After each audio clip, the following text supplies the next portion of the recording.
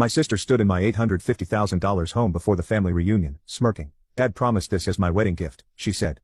You really think this is your place? My dad laughed after I paid $760,000 for it. You don't belong here, he added. I said nothing, just pulled out the deed and texted them. You really think this is your house? Emma said, her voice echoing off the high ceilings like she already owned the place. She was standing in my living room barefoot now, heels kicked off by the fireplace, like she was checking out square footage before closing the deal. Dad promised this house to me as a wedding gift. She turned and looked at me like I was trespassing. I still had the bottle of red in my hand, the one I bought for the family reunion I thought we were about to have. My fingers tightened on the neck of it. I hadn't even said hello. Then Dad walked in, looked at me, then at Emma, then past me like I was invisible. You brought money, he said, but you don't belong here. That was it. No hug, no good to see you. Just a casual erasure of the $760,000 I'd poured into this place over the past 10 years. My life savings. A decade of brutal freelance gigs. 2 jobs at once. No vacations, no safety net. They stood in my kitchen, and acted like they'd caught me squatting. I didn't say a word. I just walked to the drawer next to the stove, pulled out a clear sleeve with one crisp document inside, and placed it on the island.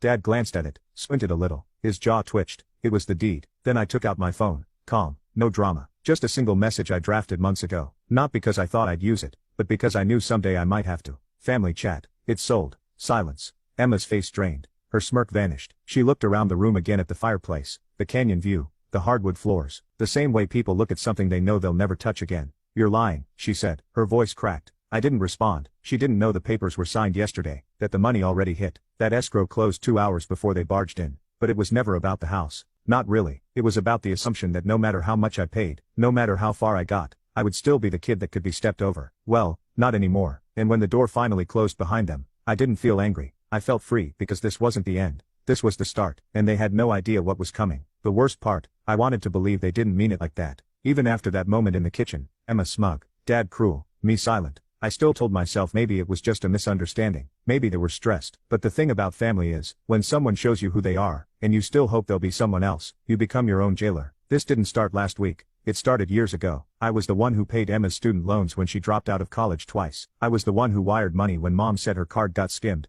and they were waiting for the refund. I sent a $1,000 here, $2,000 there, always just until next month, for 6 years, never got a dime back. Never even got a thank you card. I paid the taxes on my parents' house 3 times, and they never even noticed. They thought the county stopped sending notices because they were senior citizens. I covered Emma's car insurance for 2 years after she crashed her own, and blamed it on an icy driveway in July. Then she bought a new car and posted selfies with it on Instagram, with the caption, "Some of us were just born lucky." No tag, no mention, just a stolen moment from someone else's wallet. Still I said nothing. I was the invisible safety net. I made good money, so they thought they were entitled to it, until I bought that house. That house changed everything. Suddenly I had something they couldn't ignore, couldn't absorb into their mess, and they hated it. It started small. One night, Emma sent a message in the family group chat. Can't wait to move into my dream home. Big things coming. Stay tuned. I didn't react, but I saw Mom like the message. Dad replied, "That's my girl. You always deserve the best." 2 minutes later, Emma sent me a private message. "Don't act shocked if we have the reunion at your place. You're the one with the extra rooms."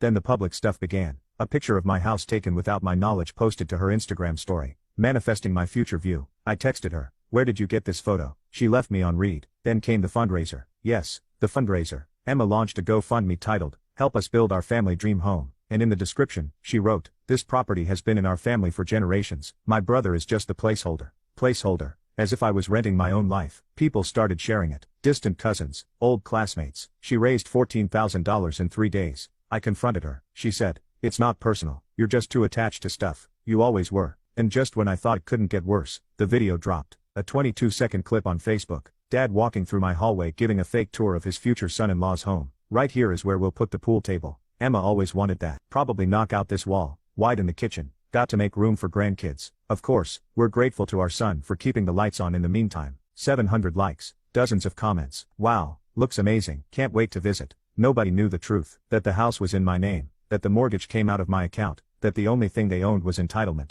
That's when I stopped playing along. I started digging. I remembered something: Emma's old hard drive. She used to carry it everywhere. Bragged that she backed up everything. I never delete. You never know when you'll need a receipt. I went to my storage unit. Found the backup she left years ago, when I helped her migrate laptops. Plugged it in. Waited. At first it was just junk. Selfies folders labeled bridesmaid inspo. Files named, lol_final, _final, _final, _final, 3.pdf. Then I saw the folders.